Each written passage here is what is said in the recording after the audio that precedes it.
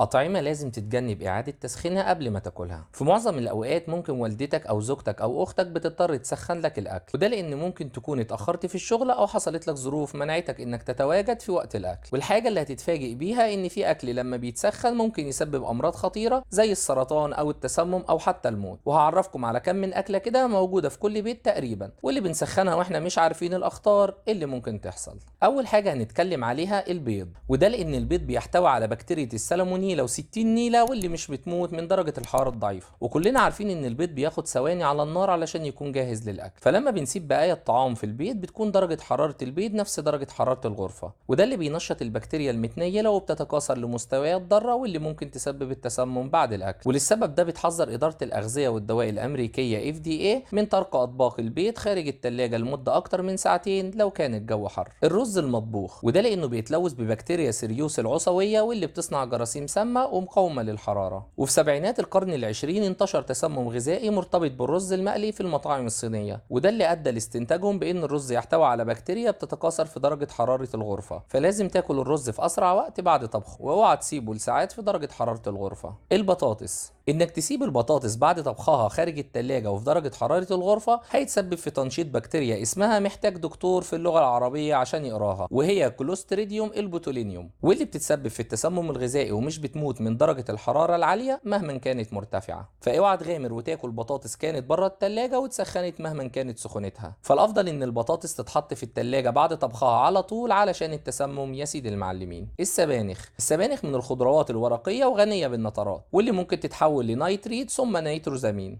طبعا انت زي مش فاهم اي حاجة من المصطلحات دي. ببساطة كده النترات مفيش منها اي ضرر، لكن المشكلة في تحول النيتروزامين وقت تسخين السبانخ، واللي في احتمال انها تسبب مرض السرطان او عدم قدرة الجسم على تحمل الاكسجين. نيجي للمأكولات البحرية. فالمأكولات البحرية الطازة واللي اتجمدت بعد خروجها من المية مباشرة مفيش منها اي خطر، لكن الخطر في انك تطبخها وتسيبها بعد كده لمدة اكبر من ساعتين في درجة حرارة باردة، او لمدة ساعة في درجة حرارة سخنة، لان ده بيسبب نشاط البكتيريا اللي مش ناوية تسيبنا في حالنا ابدا، واللي بيتسبب في التسمم برضه. واعادة تسخينها في درجة حرارة عالية مش بيقتلها، وده اللي خلى إدارة الغذاء والدواء الأمريكية تنبه من عدم ترك المأكولات البحرية في درجة حرارة تتراوح بين 40 إلى 140 درجة فهرنهايت. وآخر حاجة عندنا هي الزيوت، فلازم نعرف ان لكل نوع زيت درجة حرارة معينة، ولازم يتسخن لدرجة حرارة آمنة ما توصلش لنقطة التدخين، وبيتصاعد منه الدخان بشكل مستمر. وانا اللي عندي يوم الجمعة لازم الطعمية المحشية والمخلل والزيت بيكون عامل شبورة فوق الصنايعي، ربنا يستر وبطننا ما توديناش في داهية. المهم اوعى تسخن اي اكل فيه زيت كتير، وده لان الحرارة العالية هتسبب تدخين الزيت واللي هينتج منه سموم خطيرة. يعني من الاخر بطل تاكل طعمية من الشارع. وهنا نكون وصلنا لنهاية الفيديو، خدوا بالكم من نفسكم، سلام عليكم.